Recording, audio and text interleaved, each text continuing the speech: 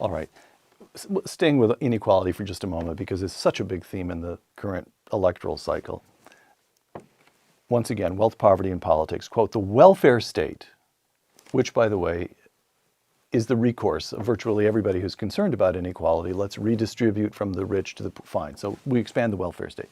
And you argue, quote, the welfare state reduces the incentives to develop human capital, and receiving the products of other people's human capital, that is getting money from the rich if you're poor, is by no means as fundamental as developing one's own human capital, close quote.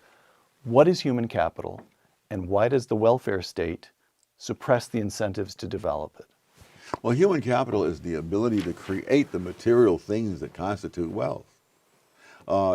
People have been puzzled by the fact for a long time that after a major war with huge destruction, once peace is restored, the economy gets restored often in a very few years.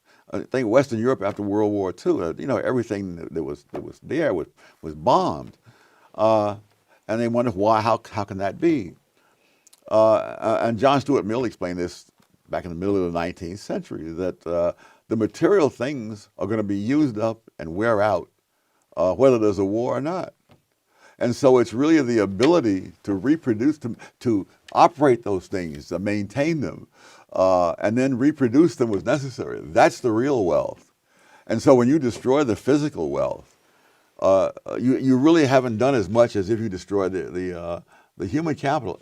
A classic example, in the 1970s, Uganda decided that the Gujaratis from India were just too wealthy and controlled too much of the economy. And they sent them out, and they wouldn't let them take their wealth with them. And so the Gujaratis arrived, mostly in England, destitute.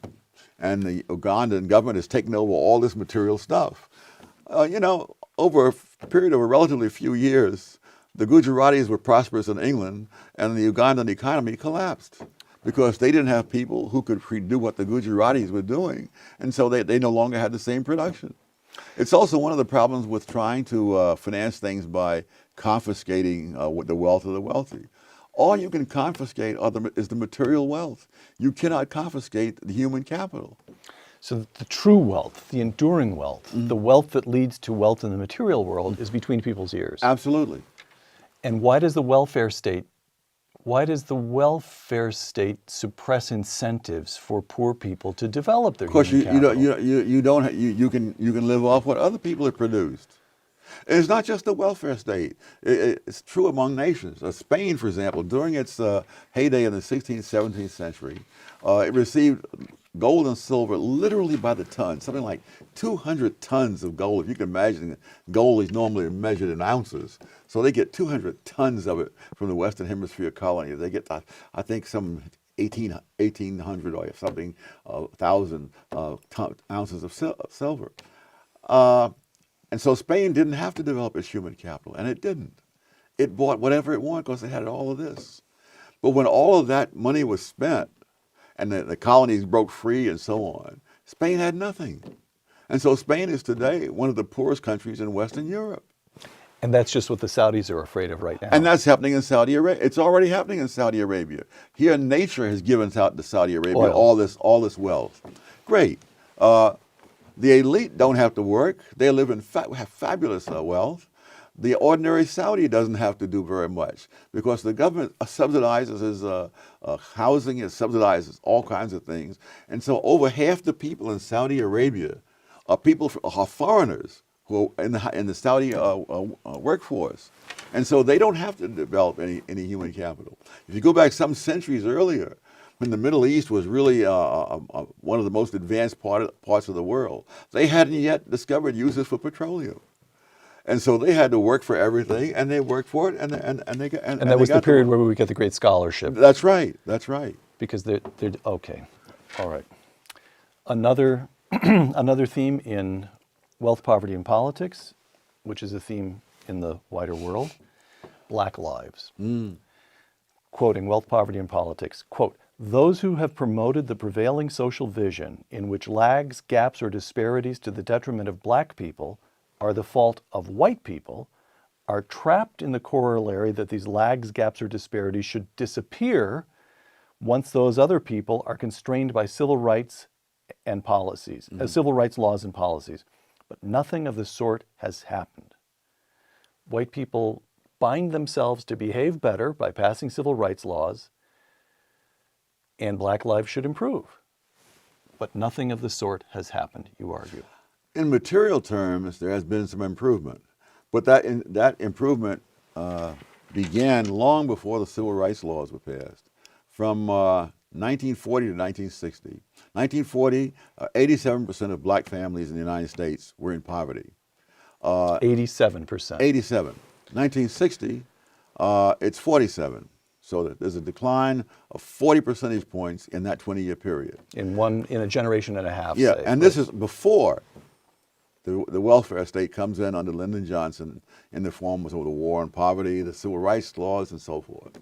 Now, over the next 20 years, from 60 to 80, the rate of poverty among black families goes down an additional 18%, which is fine, but it's the continuation of a pre-existing trend at a slightly lower rate.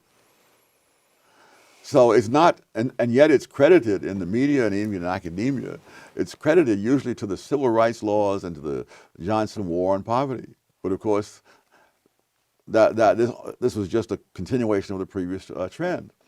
What really turned bad were the social degeneration that occurred over that period.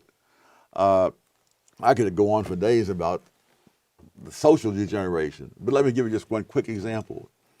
When I grew up in Harlem in the 40s and 50s, I never heard a gunshot. Now, I'm sure someone fired a gun somewhere in Harlem, but it was not such a pervasive thing that you had to hear it.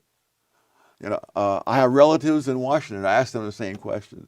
People in my generation. Growing up in Washington, D.C. Yes, and low-income black neighborhoods. Did you ever hear a gunshot when you were growing up? And the answer was no. I have relatives in North Carolina. I asked the same question. No.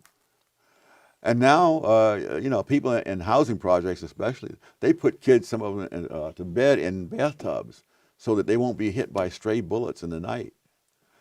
That's the homicide rate in the years that I was growing up, and I was really quite lucky as I went through the research I discovered, being in the right place at the right time.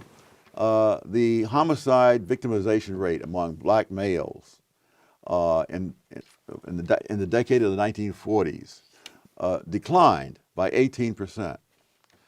From 1950 to 1960, it declined another 22%. And then in the 1960s, when all these wonderful new ideas in the criminal justice system came in, all of that reversed, and it shot up 89% in one decade, wiping out all the progress of the two preceding decades. And you could run through a great number of other things. Children raised without two parents present. That was about 22% in 1960. One generation later, it was 67%, and it's gone up a little since then as well. And now the rate among whites is higher than it was among blacks in 1960. Right. So if you look at what actually happens in the wake of these wonderful sounding policies, you see disaster after disaster.